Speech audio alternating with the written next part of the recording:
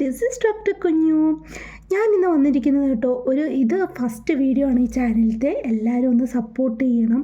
ആദ്യം തന്നെ ഞാൻ പറഞ്ഞേക്കാം, നിങ്ങൾക്ക് ഇഷ്ടപ്പെട്ടാൽ ലൈക്ക് ചെയ്യുക, ഷെയർ ചെയ്യുക, സബ്സ്ക്രൈബ് ചെയ്യുക, കമൻറ്റും ചെയ്യുക. ഓക്കെ, നിങ്ങൾക്ക് എന്ത് വേണമെങ്കിലും, നെഗറ്റീവ് ആണെങ്കിലും പോസിറ്റീവ് ആണെങ്കിലും നിങ്ങൾ കമൻറ്റ് ചെയ്യുക. നിങ്ങൾക്ക് ഇഷ്ടപ്പെട്ട നിങ്ങൾ കമൻറ്റ് ചെയ്യുക, ഇഷ്ടപ്പെട്ടില്ലെങ്കിൽ നിങ്ങൾ സ്ക്രോൾ ചെയ്ത് പോവുക. ആദ്യം തന്നെ ഞാനത് പറഞ്ഞേക്കാം.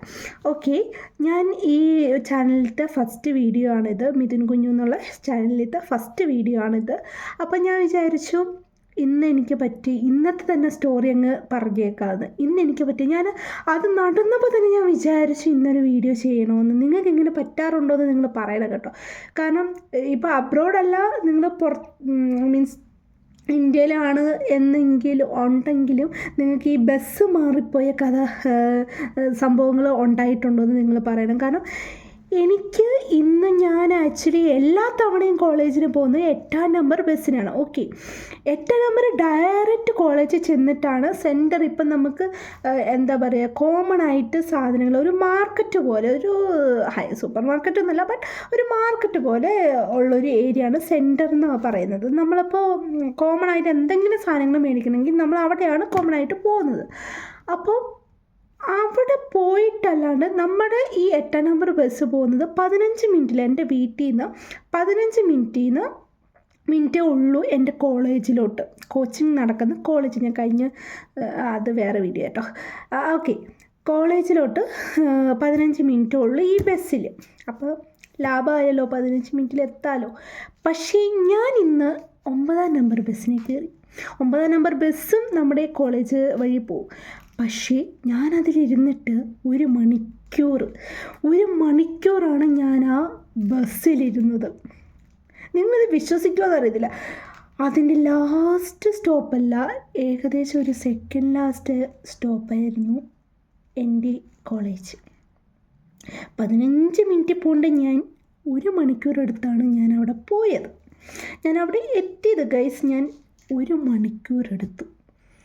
എനിക്ക് മനസ്സിലാകുന്നില്ല. ഞാൻ അവസാനം വിചാരിച്ചു, ഞാൻ മാപ്പൊക്കെ ഇട്ട് നോക്കുക, ദൈവമേ എൻ്റെ കോളേജിൽ തന്നെ എടുത്തു. കാരണം ഞാൻ ഈ വീട്ടിൽ വന്നു കഴിഞ്ഞിട്ട് ആദ്യമായിട്ടാണ് 9-ാം നമ്പർ ബസ്സിൽ എൻ്റെ കോളേജിൽ പോകുന്നത്. ഞാൻ ആ നമ്പർ നോക്കിയില്ല.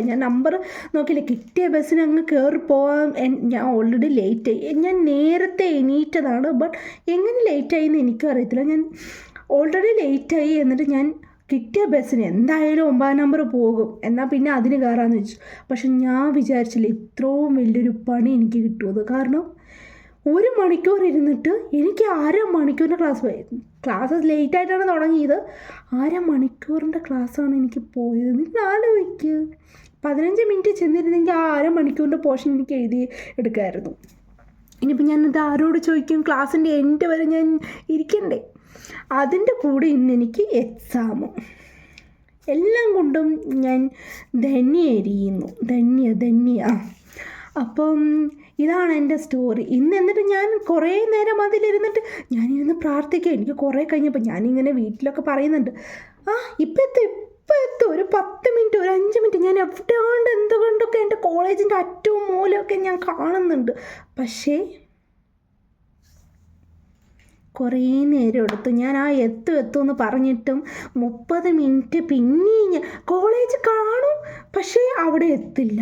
ഏതാണ്ട് ഇങ്ങനെ നമ്മൾ അടുത്തെത്താൻ നോക്കും, പക്ഷേ അടുത്തെത്തൂല. അങ്ങനെ ഞാൻ പണ്ടൊരു സ്റ്റോറി കേട്ടിട്ടുണ്ട് കേട്ടോ.